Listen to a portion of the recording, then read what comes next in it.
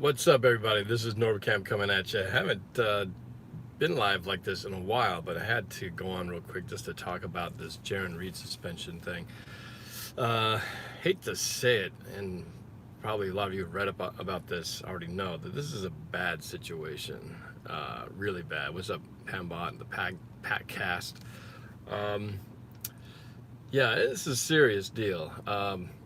This was, as you know, we let Frank Clark, walk because we didn't want to pay him the salary that he was clearly going to make in free agency. But and our defensive line was already kind of thin going into this, 2019 season. But between Frank Clark and Jarran Reed was in a perfect position to kind of be one of the key ingredients to this defensive line. Because one, he was still under his rookie contract. This was going to be his last year. So basically, on the contract year, of course, like Frank Clark last year, you play your butt off so that you can get paid the next year. Well, this was going to be the year that he'd play his butt off and, earn that next big, fat, juicy contract. Well, now that he's serving this 6-game suspension, that throws a kink in all the plans, both as Seahawks fans, for the Seahawks organization, and then for him personally, to have his season cut down by 6 games and have to forfeit that nearly $500,000 that he would have made because of that. Now, I gotta say first, this was due to a domestic issue that he had at his house 2 years ago. It happened in 2017 with a girl he was seeing at the time. He had flown her in from Atlanta and they were having a party. This was in April, or more than 2 years ago, 2017. And the story has it that she was there. There was a party going on, and they'd already been warned one time to keep it down. But then there was a woman there who claimed that she was, I believe she was a stripper, and she claimed to have been having a relationship with him. The girlfriend that he'd flown in got very upset. And then Jarran Reed basically, I think, had to restrain her. He got upset with her because of the scene she was making. Apparently at one point put his hands around her throat, dragged her across down the hall, down the steps to basically try to get her to leave. And then she got away, locked herself in the bathroom, called 911. He busted down the door trying to get her out. And then he left the building. Then by the time cops showed up. So it's an ugly situation. And I have to at least just say for the record, obviously I don't tolerate any type of violence like that. That's not cool, regardless of who you are, whatever you do for a living. So, but that said, in the end, the police and the prosecuting office never filed any charges, and he was never arrested. And that was resolved, or that came to that decision in December, or I believe by the end of 2017. So now it's already, where are we, July of 2019, almost coming up on 2 years. Like I said, 2 years past the incident, and coming up on 2 years when that situation was kind of seemingly resolved. But on Monday, yesterday, the Commissioner Roger Goodell basically, he had given him a violation of the what do you call it? The I forgot something with the policy, the Player Behavior Policy Act, and Jarran Reed, who by the way is defensive tackle, Seattle Seahawks, he appealed it. And then on Monday, or Friday, he lost his appeal. So on Monday, they announced that he got the 6-game suspension because of his losing the appeal. So what stinks about this from a consequences standpoint is, if you've been watching a little bit with the NFL, Tyreek Hill, the outstanding speedy receiver for the Kansas City Chiefs, was going through his own issue that had arisen from a combination of domestic violence with his, I'm not sure if it was fiance or girlfriend, but also a some alleged child abuse accusations that had occurred just a few months ago, earlier this year. And he, on Friday, was cleared by the commissioner that he found no wrongdoing, and he didn't have to miss any time. He basically got the case thrown out, no suspensions whatsoever. So my main issue with this whole situation is that you have Roger Goodell, who's basically acting as the judge and the jury and the police investigative force, looking into all these situations, whether they be domestic violence or, you know, the player, you know, behavior policy and all that. But there's simply a lack of consistency between the way these cases are handled.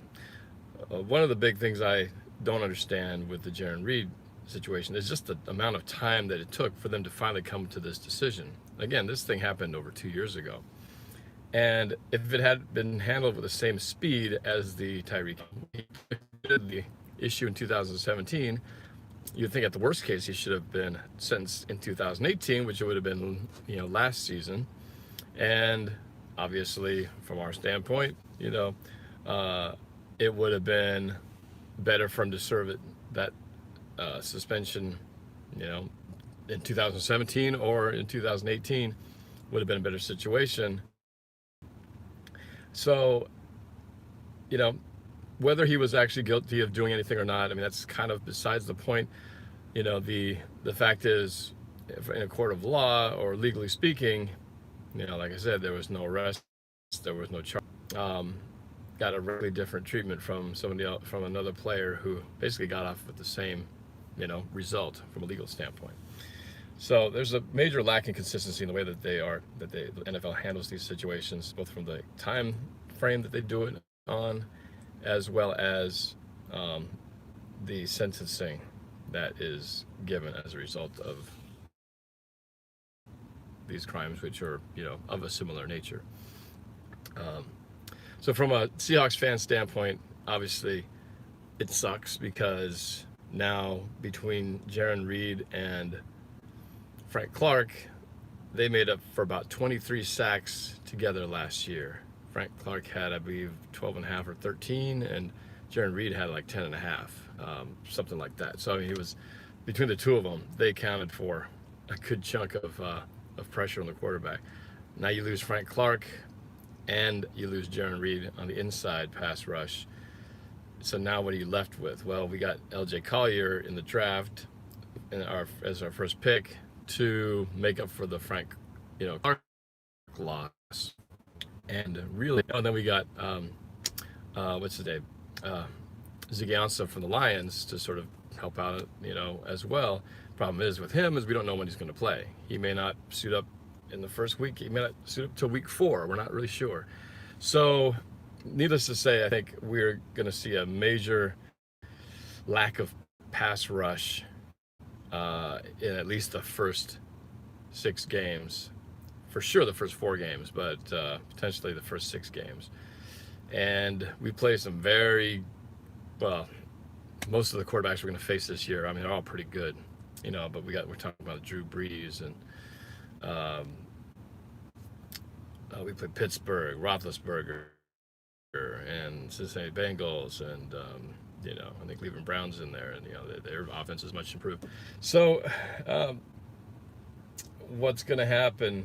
You know, I think no matter how you kind of look at this and throw the next man up argument, you know, it's next man up is a great saying, reality. And if you think that the next guy can just fill in for what a star player can do, or a proven performer can do, well, yeah, every once in a while you get these surprise, you know, situations, but these guys get paid big bucks for a reason, and you know, we'll see how creative the Seahawks get. But I think we're going to find ourselves having to play some games and being in some shootouts, because I don't think our defense is going to be able to hold teams down as maybe we would have, like we've been used to.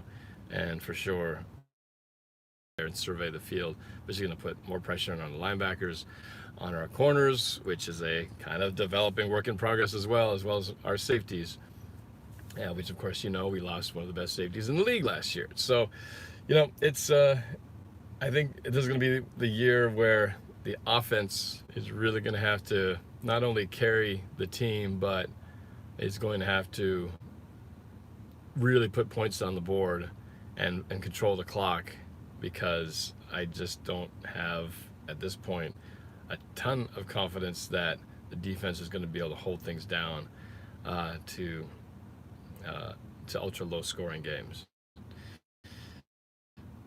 So we'll see what happens. I'm looking forward to training camp, which starts this Thursday. It's only 2 days away. I'll be going to a couple of them starting next week, and hit a couple in August, I believe. So it's gonna be fun. This will be one of the more exciting times, and to see them up close and personal. Especially like DK Metcalf. I mean, the hype is off the charts for that guy. But John Ursua from Hawaii, great guy who I talked to. Check out my interview with him on my channel. But just a ton of new faces that I'll have to start getting used to, and look forward to seeing what they can do. Hopefully some of these new guys can come in and surprise us and help out that defensive side of the ball. And maybe the Seahawks might pick up some people off free agency to maybe help fill that gap. I heard that Atiba Rubin was kind of on the market, kind of showing some interest between him to maybe come back, fill in that tackle position, and now we need it even more. So, Procaccini Productions, what's up? Just talking about this whole Jarran Reed thing. It's got me bummed out. Just when you thought, okay, it's going to be interesting, the defense is going to have a lot to learn and a lot of new guys to catch up, you find out this whole suspension thing with him, 6 games. It's a big blow and unfortunate, but let that be a lesson to you folks. Do not put your hands on a woman. It just does not a good thing, people, regardless of the reason. Well, we'll see what happens, but yeah, training camp Thursday starts up. Which, that means we have some exciting news. I don't want to quite announce it yet, but I'm very close to announcing this documentary that I have been working on about superfan Mark Collins and the Save Our Seahawks movement.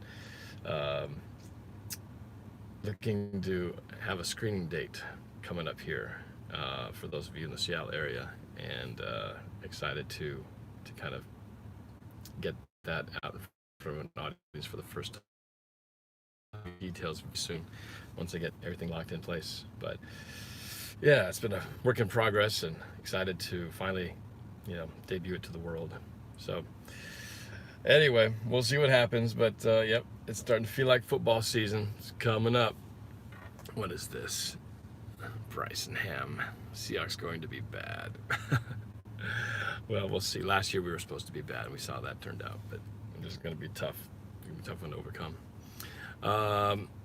Question, a lot of people asking, when's the prediction music video? It is going to be, as it always is every year, released right before the regular season starts. So what is that, a little bit over a month from now? About a month and a couple weeks, something like that. So yes, it is coming, but yes, it'll be right before the regular season starts. So the Kathleen Burgess, what's up? Of course I remember you. Procaccini says Eagles are going to beat our Seahawks this year. Well, it's going to be fun to watch. Seahawks coming to Philly, or I should say going to Philly this year. We have a lot of tough road games. Philadelphia, Pittsburgh, Carolina, Atlanta, Cleveland. They're tough. The schedule is really tough. So, we'll see how it goes. I still think we have a chance, though. I think it's going to be one of those things where it's really close. It's like we're going to be a razor's edge away from 7-9 and potentially 13-3. It's like going to be decided by that. But we'll see. Like I said, I'll give my official pick in the music video. But anyway, just wanted to give my thoughts on that. It sucks as a Seahawks fan, but he'll get some stuff done for his own sake, because now he's going to have a short season and he's got money to play for. And so that affects everything. So I'm sure he's kind of kicking himself for that situation. But it does suck for everybody Seahawks related. But we'll see. It is what it is now. So find out what happens. Season coming up. Talk to you guys later. Go Hawks.